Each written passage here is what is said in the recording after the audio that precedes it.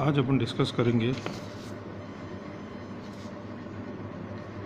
Ground state energy of harmonic oscillator. अपन जानते हैं कि यदि कोई कण सरल आवर्त दोलन करता है तो उसकी कुल ऊर्जा होती है capital E is equal to P X square upon 2m plus half m omega 0 square X square, जहाँ m कण का द्रव्यमान है और ओमेगा सरल आवर्त गति की मूल आवृत्ति है।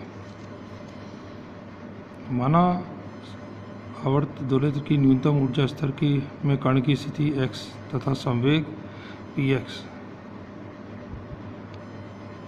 और उसमें अनिश्चित कम से कम अनिश्चितताओं की कोटि डेल्टा x और डेल्टा px के बराबर होती है, तो न्यूनतम ऊर्जा स्तर में ऊर्जा E minimum is equal to delta px upon delta px का square upon 2m plus half m omega 0 square delta x square. Heisenberg के अनिश्चितता सिद्धांत से अपन कह सकते हैं कि delta px into delta x is equal to h cross upon 2। तो E मिनिमम कितना हो जाएगा, half 1/4 h cross square upon m delta x का whole square plus m omega 0 square delta x का होल स्क्वायर।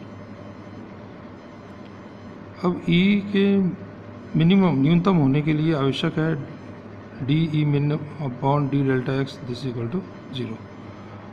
तो यदि अपन इसको D E minimum upon delta x का मान अपन इससे निकालें तो अपने पास आएगा ये half -2 h square upon 4m delta x का whole cube plus 2m omega 0 square delta x this equal to 0। तो इससे अपने पास डेल्टा एक्स के होल स्क्वायर का मान आ जाएगा H square upon 2m omega 0।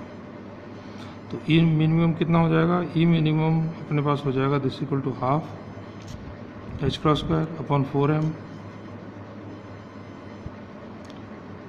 Into 2m omega 0 upon H cross plus m omega 0 square H cross upon 2m omega 0।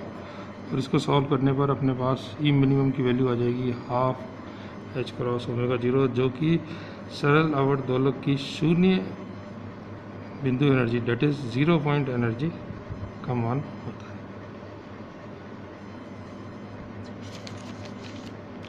है। Next is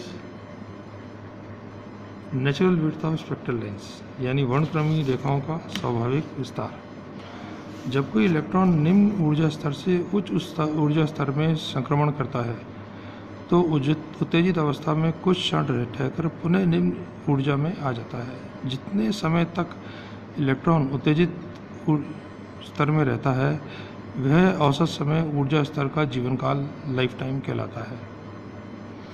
सामान्यतः ऊर्जा स्तर का जीवनकाल तो इज इक्वल टू -10⁻⁸ सेकंड प्राप्त होता है। यदि उत्तेजित स्तर की ऊर्जा का परिकलन करना चाहें तो कम से कम ऊर्जा के जीवन काल के बराबर समय तक इलेक्ट्रॉन की उत्तेजन अवस्था में अनिश्चितता बनी रहेगी। कहने का तात्पर्य यह है कि अनिश्चितता सिद्धांत के अनुसार उत्तेजित ऊर्जा स्तर के ऊर्जा के निर्धारण में delta E equal to h cross upon 2 delta t ऊर्जा की अनिश्चितता आ जाएगी।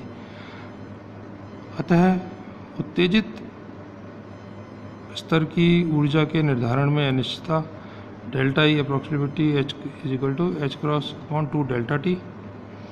h क्रॉस का मान होता है 1.054 इंटू 10⁻34 अपॉन 2 इंटू 10⁻8। तो ये लगभग आपके 3.3 इंटू 10⁻8 इलेक्ट्रॉन वोल्ट आता है, के कारण उत्तेजित स्तर की ऊर्जा में यह स्वाभाविक विस्तार या नेचुरल विड्थ होती है। परमाणु में जब एक इलेक्ट्रॉन उच्च ऊर्जा स्तर से निम्न ऊर्जा स्तर में संक्रमण करता है तो वह उत्सर्जित फोटोन की ऊर्जा डेल्टा ई विस्तार पाया जाता है, जिसके कारण फोटोन की आवृत्ति से में delta nu is equal to delta E upon H which is equal to 1/4 pi delta T which is equal to 7.96 into 10⁻6 per second का स्वाभाविक विस्तार आ जाता है। परिणाम स्वरूप उत्तेजित परमाणु कभी भी एकल आवृत्ति के फोटोन उत्सर्जित नहीं करता है बल्कि v माइनस डेल्टा वी तथा new minus delta nu plus तथा न्यू प्लस डेल्टा न्यू आवृत्ति परास में फोटोन उत्सर्जित होते हैं। इसकी एक अपन एक प्रॉब्लम देखते हैं छोटा सा।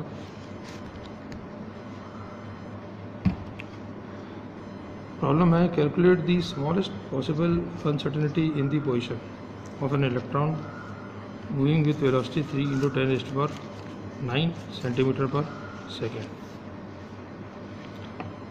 मान लें अपन डेल्टा क्यू जो है it is the minimum uncertainty in the position of the electron and delta P जो है वो मैक्सिमम अनसर्टेनिटी संवेग में ऑफ द इलेक्ट्रॉन।